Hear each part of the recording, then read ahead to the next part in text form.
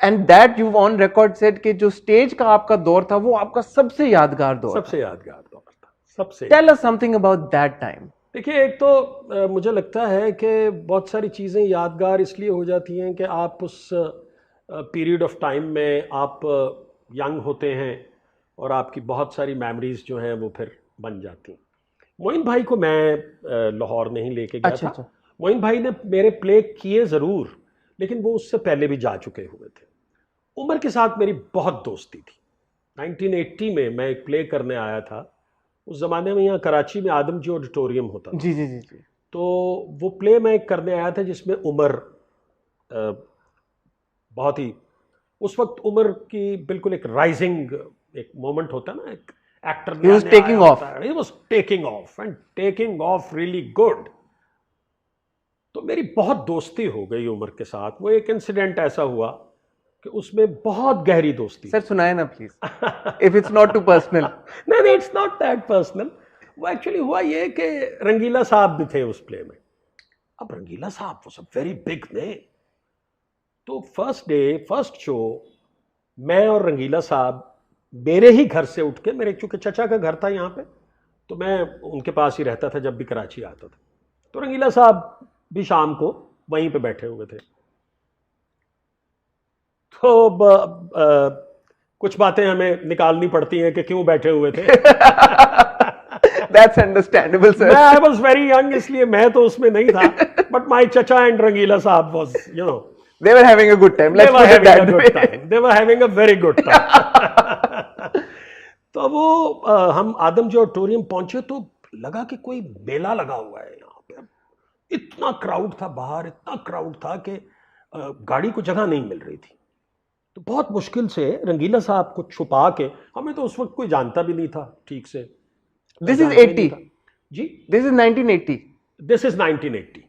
वो बस 71 में मेरा एक प्ले जो है 79. 79 में एक प्ले मेरा चल चुका हुआ था।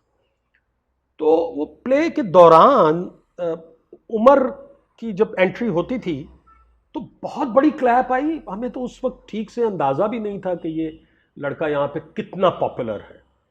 बहुत बड़ी एंट्री क्लैप हुई और उसने आके ऊपर रंगीला साहब को एक बात, दूसरी बात, तीसरी बात, और सारी ऑडियंस जो है वो उसके साथ थी। तो रंगीला साहब को किसी बात पे आ गया गुस्सा। अच्छा। और उनके हाथ में ना इतनी लंबी छुरी उनके हाथ में थी, जो एंट्री उन्होंने बनाई हुई थी वो छुरी पकड़ के आते हैं। रंगीला साहब वॉज प्लेइंग, वो कहानी थी उसकी, एक फिल्म का ऑफिस है, तो मैं डायरेक्टर हूं और रंगीला साहब जो हैं वो एक प्रोड्यूसर हैं। तो वो छुरी लेके आते थे। तो जब उनका झगड़ा हुआ ना, तो वो रंगीला साहब was trying to throw him off the stage. तो मैंने गुस्से में ना, तो मैंने उनको रोकने की कोशिश की, तो उन्होंने यूं करके छुरी की तो मेरा हाथ कट गया था। अब जाहिर है उस वक्त यंग थे, तो एक बहुत ही आप डेडिकेटेड होते हैं ना, खून भी निकल रहा है, आप स्टेज से नहीं जा रहे कि मर जाऊंगा लेकिन एंट्री पूरी करके जाऊंगा। खैर वो कर्टन हो गया। जब कर्टन हो गया तो वो आ गई, डायरेक्टर थी नाहिद खानम, अल्लाह जन्नत में जगह दे, बहुत ही senior, she was like a sister to me. तो उन्होंने कहा कि वसीम तुमने उनको रोका। मैंने कहा ये देखो मैंने रोका, मेरा हाथ कट गया है यार, ब्लीडिंग हो रही है, खुदा का वास्ता। तो वो शो जब खत्म हुआ तो कुछ दोस्त थे रंगीला साहब के जो उमर को उठाने आ गए या मारने आ गए या जो भी है। इत्तेफाक से मैं उस वक्त उसके सामने खड़ा हो गया। मैंने कहा यार सईद साहब, रंगीला साहब को हम सईद साहब ही कहते थे, हिज नेम वाज सईद। मैंने कहा सईद साहब ये तो नहीं होगा, ये एक्टर है, आपने जो बात करनी है इससे करें, आप करें, आपके बीच में हम नहीं आ सकते, लेकिन ये नहीं, ये लोग नहीं आएंगे, ये आएंगे तो फिर। और आपकी कोई उमर साहब से उस वक्त एफिलिएशन ऐसी नहीं थी, कुछ दोस्ती कुछ नहीं, बिल्कुल नहीं थी। एंड रंगीला साहब से थी बिकॉज वो आपके चचा के घर पे थे। जी जी जी जी जी जी। तो उमर के साथ तो वही रिहर्सल्स में जो 4 हमने रिहर्सल्स की थी, उसमें जो थोड़ी बहुत हेलो हाय हुई थी वही थी। You had to lose more here than there. But देखिए ना, एथिक्स जो है ना, वो ये कहते थे कि नहीं, ये नहीं, दिस इज नॉट ऑन। ये नहीं हो सकता कि बाहर से 4-6 लोग आए और महज इस वजह से कि भाई आपने इनको क्यों जुगत की है या क्यों छेड़ा है या क्यों तंग किया है। तो वो खैर बीच बचाव हो गया और वो बाद में ख़त्म भी हो गई। रंगीला साहब के साथ सुलह हो गई।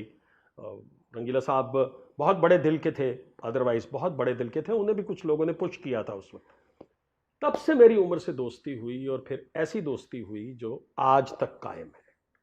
और फिर ऐसा दौर आया कि मैं कराची आता था तो उमर मेरे साथ ही रहता था, उमर लाहौर जाता था तो मैं उमर के साथ ही रहता था। मतलब हम अपने घर ही छोड़ देते थे, घर में जाते थे बस कपड़े वपड़े बदलने के लिए, बाकी 24 घंटे साथ ही होते थे। तो उमर को यस मैं 89 में 1989 में पहला प्ले उमर का हमने किया था इस्लामाबाद में, इस्लामाबाद पिंडी लियाकत ऑडिटोरियम, और फिर अलहमरा में किया था। And he was famous like hell. मतलब आप सोच नहीं सकते कि वो कितना पॉपुलर था, किस कदर पॉपुलर था।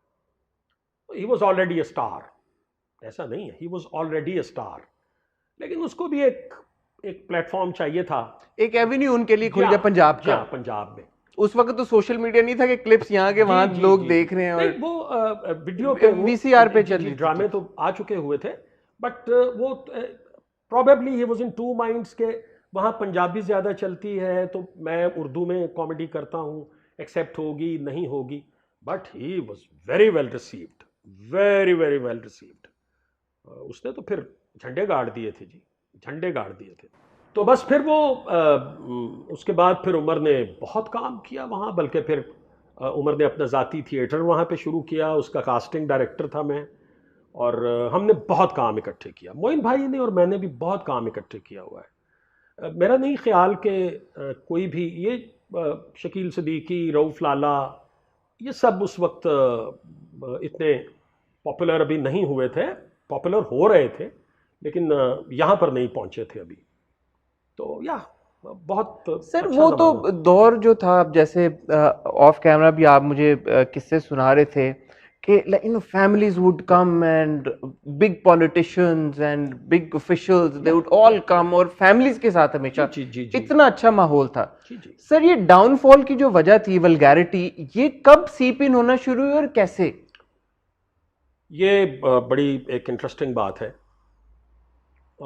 इसका शॉर्टर आंसर तो ये है कि जब आर्ट में कारोबार दाखिल हो जाएगा तो आर्ट बिगड़ जाएगा, आप उसको बचा नहीं सकते। जब तक आर्ट आर्टिस्टों के हाथ में रहता है तब तक खराब नहीं होता, जब कारोबारी लोगों के हाथ में चला जाता है तो खराब हो जाता है। स्टेज के साथ यही हुआ। स्टेज में पहले एक्टर ही प्रोड्यूस करते थे प्लेज, उन्हें पता होता था, लाइक इन योर केस। जी जी, सो मेनी अदर केसेस।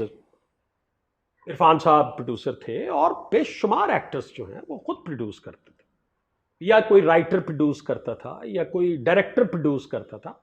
तो आपकी अपनी भी एक, आपका अपना नाम भी स्टेक पे होता था ना, कि यार इसमें कोई सब स्टैंडर्ड बात ना हो, कोई अच्छा प्ले होना चाहिए, मूव्स अच्छी होनी चाहिए, हम फैमिली के लिए प्ले करते हैं, हमें इससे नहीं हटना चाहिए। ज़रा सी अगर कोई, ज़रा सी आप समझ लीजिए कि बिलो द बेल्ट अगर किसी ने बात की है तो फौरन उसका नोटिस लिया जाता था, 1 सेकंड में नोटिस लिया जाता था। इसलिए आप पुराने ड्रामे उठा के देख लें, आप आज भी फैमिली के साथ बैठ के देख सकते हैं पूरे कॉन्फिडेंस के साथ। एब्सोल्युटली, आपको कोई उसमें गंदी बात, कोई वाहियाती कुछ दिखाई नहीं देगा।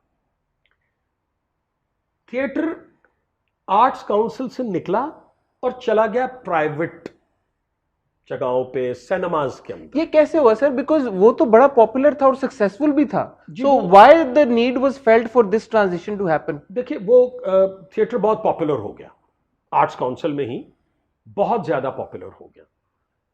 तो उसमें होता ये था कि डेट्स जो हैं वो स्क्रिप्ट जैसे जैसे आपने जमा करवाए हुए उस हवाले से डेट्स निकलती थी। अब जिनकी नहीं निकली 6 महीने के लिए, वो तो बाहर बैठे हुए हैं। तो वो एक प्रोड्यूसर होते थे, अब उनका इंतकाल हो गया, मियां शब्बीर उनका नाम था। तो उन्होंने सोचा कि एक प्राइवेट थिएटर क्यों ना बनाया जाए। और आइडिया था खालिद अब्बास डार साहब का, जिन्हें मैं तो जीनियस कहता हूँ और मेरे सीनियर हैं, मेरे दिल में उनके लिए बहुत बहुत इज्जत है और बहुत बड़े एक्टर, अपने दौर के बड़े शानदार एक्टर।